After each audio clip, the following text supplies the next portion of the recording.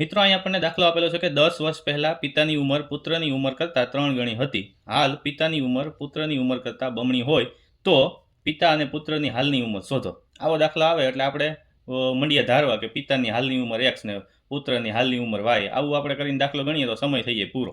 એની જગ્યાએ આ બે સૂત્ર તમારે યાદ રાખવાના છે, જેમાં પિતાની ઉંમર n કૌંસમાં a-1 ગુણ્યા b છેદમાં a-b, બરાબર. અને અહીંયા ગુણ્યા b નથી આવતો, એટલે કે પુત્રની ઉંમર n કૌંસમાં a-1 છેદમાં a-b, બરાબર. હવે કાંઈ નહીં, બસ આમાં n એટલે શું, તો કે કેટલા વર્ષ, તો કે 10 વર્ષ.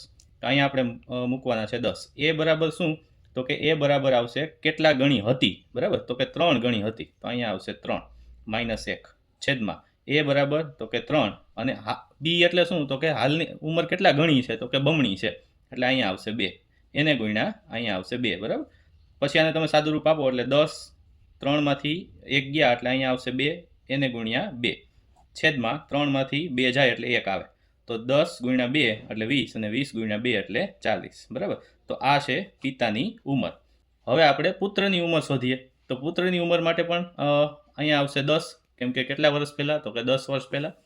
પછી એ બરાબર કેટલા, તો કે પહેલાં કેટલા ગણી હતી, 3 ગણી, એમાં -1 કરો. પછી અહીંયા આવશે 3 એ બરાબર. અને બી બરાબર અત્યારે કેટલા ગણી છે, તો કે 2 ગણી છે, તો -2, બરાબર. તો 10, 3માંથી 1 જાય એટલે 2 અને છેદમાં 3માંથી 2 જાય એટલે 1. તો આનો જવાબ આપણને મળે છે 20, બરાબર. તો તમે જો અહીંયા તમે વેરીફાઈ પણ કરી શકો કે હાલ છે એ બમણી ઉંમર છે, તો કે પુત્રની ઉંમર છે 20 અને પિતાની ઉંમર થઈ 40. તો આ રીતે તમે સહેલાઈથી ટૂંકા સમયમાં આવા દાખલાઓ છે એ ગણી શકો છો.